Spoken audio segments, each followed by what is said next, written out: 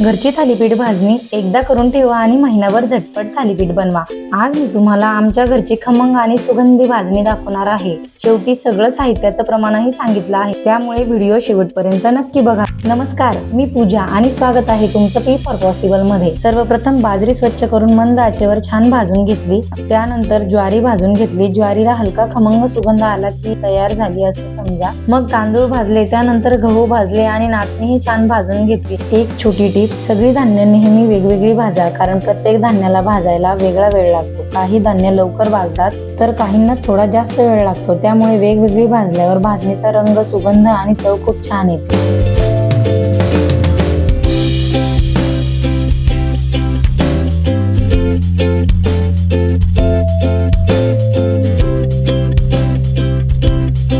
आता डाळी भाजून घेऊ। सर्वप्रथम मटकीची डाळ, मूग डाळ, चना डाळ, मसूर डाळ आणि उडीद डाळ या सगळ्या डाळी आपण एकत्रच भाजणार आहोत। मंद ते मध्यम आचेवर खमंग आणि खरपूस भाजून घ्या।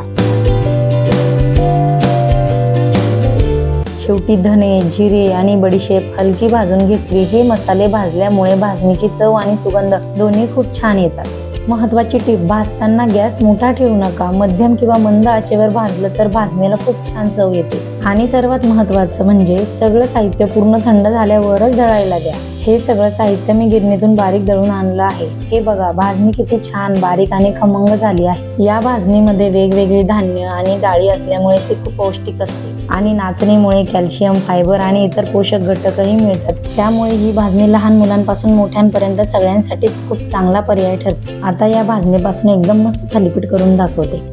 एका भांड्यात आवश्यक तेवढी भाजणी घेऊ। त्यात चिरलेला कांदा, हिरवी मिरची, कोथिंबीर, मीठ, हळद, तिखट आणि थोडे तीळ घालू। तुम्ही यात मेथीची भाजी, पालक, शेपू किंवा कोणतीही पालेभाजी घालू शकता। जर घरी उरलेली भाजी असेल तर तीही या भाजणीत घालून थालीपीठ करू शकता। पत्ता गोबी, बटाट्याची भाजी, मिक्स भाजी किंवा कोणतीही कोरडी भाजी बारीक करून भाजणीत मिसळा। यामुळे थालीपीठाची चव खूप छान येते। भाजी वायाही जात नाही आणि मुलंही आवडीने खातात। प्लास्टिकचं शीट, केळीचं पान किंवा ओल्या कापडावर थोडंसं पाणी लावून थालीपीठ थापू।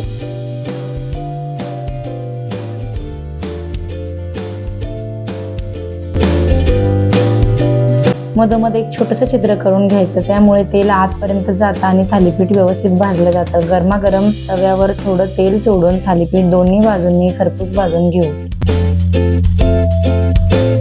हे बघा, किती छान खरपूस आणि सुगंधी थालीपीठ तयार झालं। दही, चटणी किंवा लोणच्या सोबत खायला दिलं तर घरातले सगळे अगदी आवडीने खातात। जर तुम्हाला ही घरगुती रेसिपी आवडली असेल तर पुन्हा भेटू अशाच एका सोप्या, पारंपरिक आणि नवीन रेसिपी सोबत। धन्यवाद।